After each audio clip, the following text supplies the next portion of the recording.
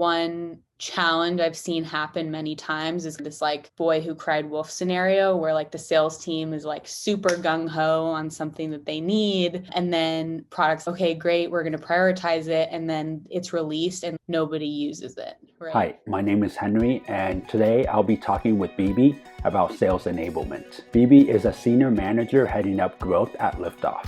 The great thing about Beebe is that prior to sales enablement, she worked in sales, so she has the sales perspective. Also, she's been able to build and scale the sales enablement function from the ground up. And finally, I've had the pleasure of partnering up with Beebe during my time at Liftoff. We'll talk about how the sales team functions, how to partner up with the sales team, and best practices. Now, let's get started. My name is Beebe Sanders. I'm based in Los Angeles, California, and I work for a mobile ad tech company called Liftoff, where I'm a senior manager on our growth and enablement team. Growth meaning help facilitate the go-to-market process for new products. Enablement meaning empowering our revenue team specifically, so sales and customer success with information and resources and tools to do their jobs well. How do sales teams generally work? The sales teams that I work with, usually they're structured by like specialty or segment of the pipeline. So for example, specialty being region, product, or industry segment. So we have regional sales teams that are comprised of both account executives as well as customer success managers that partner together in order to manage our customer base. But then we also have certain functions by pipeline. So for example, we have SDRs who are generating leads, AEs fostering, closing those leads, as well as CSMs helping grow that business. So that's mainly the structure. I think across the board, we're all pretty familiar, of course, with their number one goal being to generate new business and grow existing business. But of course, individuals have different motivators.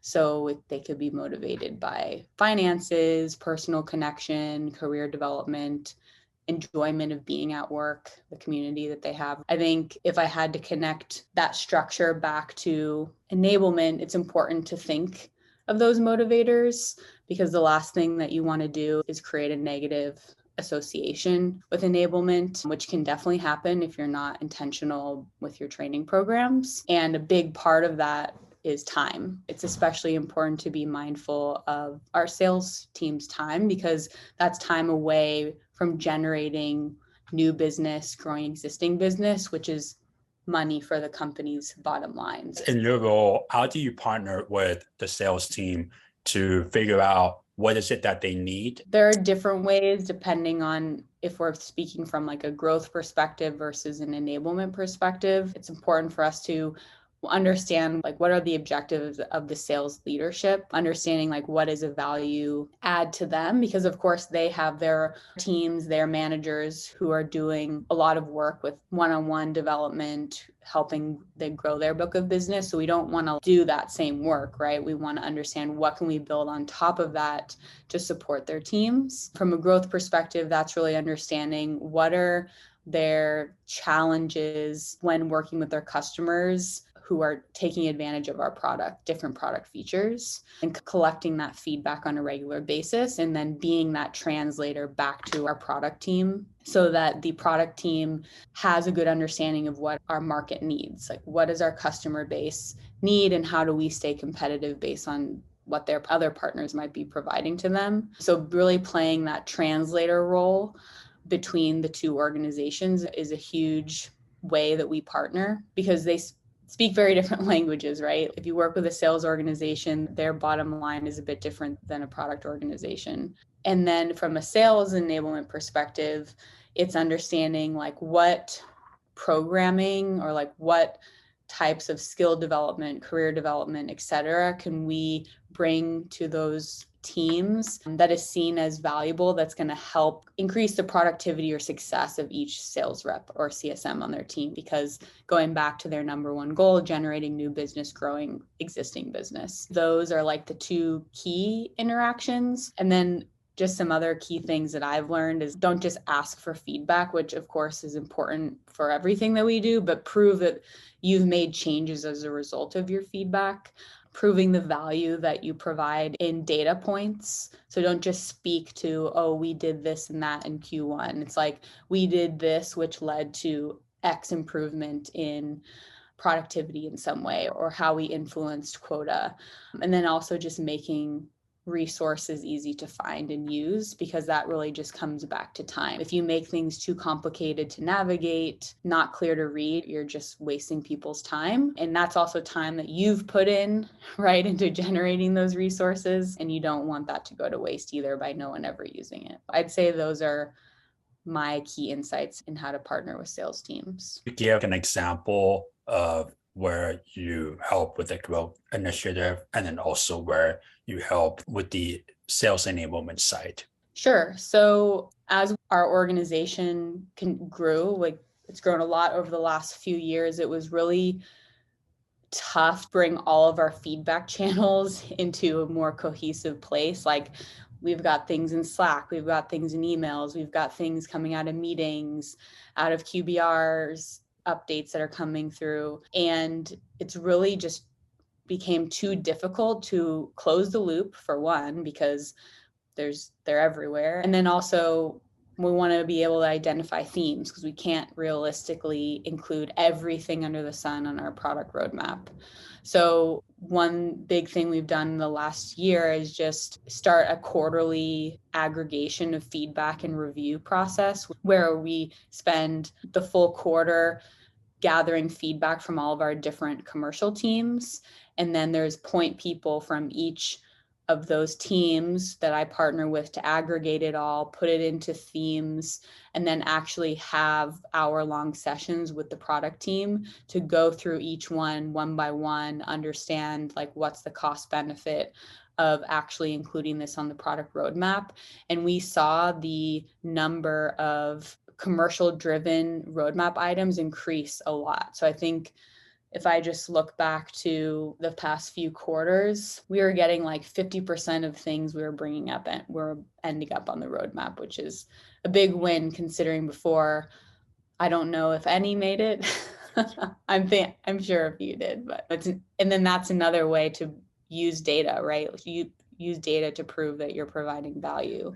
Being able to actually say, out of the 30 things we brought to the R&D team, 15 of them made it on the roadmap, and that would not have been possible without that coordination. So that's a growth example. I think on the enablement side, a big win was when we were going through our merger last year.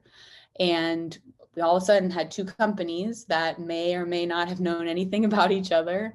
And we needed people to understand the very basics of who we were as a company, what products we provided, how we worked with our customers, how we were structured so that we weren't total aliens to one another. And so I partnered with someone from Vungle, that was the company Liftoff was merging with, to gather feedback very quickly from our sales teams primarily, but also some other teams, because this was available to the entire organization, of what people wanted to know about one another. And then produced a series of training programs that was available for everyone, but required for our sales teams to attend, to learn about, okay, product 101, then, okay, how we manage our customers 101, whatever our creative production strategy services that we offer our customers, so that by the end of 4 months, people could give you the elevator pitch of the other company and knew, oh, okay, I know who we're merging with now, and I can speak at a high level of what they bring to the table. And then who are we as a cohesive company now that we're merging? How do you partner with product marketing, and where's the overlap in terms of work? Yeah, that's a good one, because it seems it's very different depending on where you work. And I've talked to product marketing managers who hear about the work that I do, and they're like, oh, I do that. So I think at Liftoff, the way that it's segmented is that our growth enablement team do more of the internal, like training and putting out information, versus the product marketing team is doing more of that external explanation. So we're like the internal translators, and product marketing is like the external translators to our market, to our customer base. Of course, there's overlap, because when we're doing internal training, we need to talk to our internal teams about how to then communicate things externally. So that's where we partner with product marketing to make sure that we have the right narrative, we're positioning things correctly based on what's available in the market and what we think will resonate. Because there is that overlap, we need to be aligned on roles and responsibilities. So we meet regularly with our product marketing team. And we also make sure that for certain releases that will have an external component, we're both in the same room, because we need to be clear on who's taking X task and who's taking Y task, and then need to peer review our work to make sure that, for example, if I'm building the internal training, there's going to be a section about how to speak to your customers about this release, and I need that input directly from the product marketer. I would say it works well for the way that we have everything set up, but I definitely notice that there is not necessarily my function at all other companies. Sometimes a PMM is doing both the internal and external portions. How do you work with the product team? I am in touch with them constantly. I think it's just like I was talking about with sales, of being the translator, translating the commercial need and ethos to product.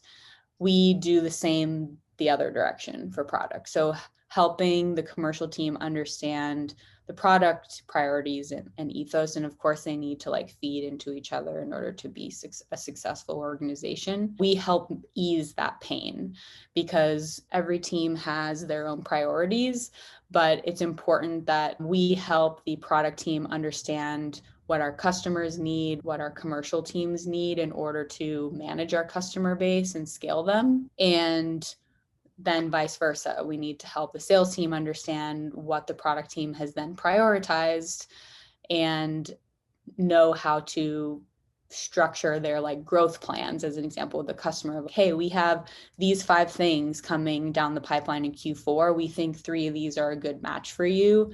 Pitching those and making sure that they have the right eligibility criteria to take advantage of them.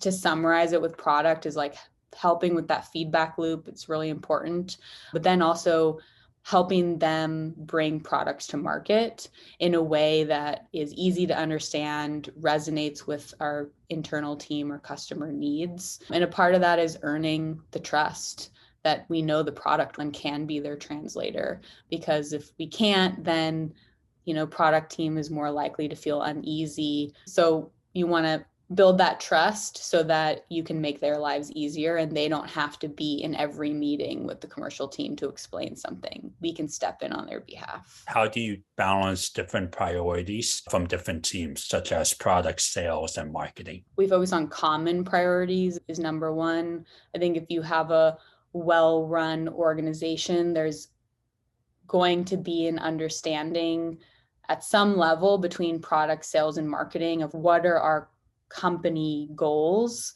and that trickles down into each individual organization. I think a big part of that also comes down to being transparent with one another. And part of that is the feedback loop. Sales wants to get their needs over to product, but then product also needs to prioritize some of their needs. And then that needs to be communicated back to sales as well as marketing so that we can all prepare for those things to come to life and actually help with customer adoption. One challenge I've seen happen many times is this like boy who cried wolf scenario, where like the sales team is like super gung-ho on something that they need, and then products, okay, great, we're going to prioritize it, and then it's released and nobody uses it, right? I think that's one example of how if you're not all in line or agree on your priorities, you can get into some trouble. It is a constant revisiting of what is actually important. Can we get commitment from you or from our customers that it is, and what resources are we going to put into it to make it happen so that we don't flop at the end of the day?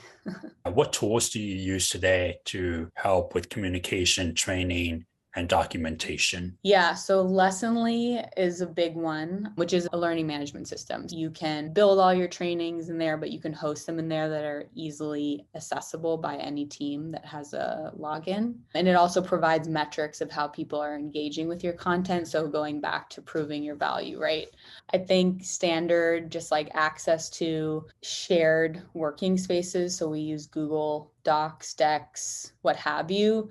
We've looked into content management systems. We don't have one right now, but I think we really feel the need for one in order to have a better hold on the content that we produce. Lessonly does help with that, but a content layer added to a learning layer is valuable. And then I would say ways to keep up to date with your industry. So like I belong to a lot of different newsletters, and I guess to me, that's a tool, keep learning, because you always need to be framing things in the context of how your industry is evolving, because otherwise, like, why is something important if it doesn't match up with the direction that your industry and your company is going? I think those, or maybe that was 4 things come to mind. What do you enjoy the most about your job?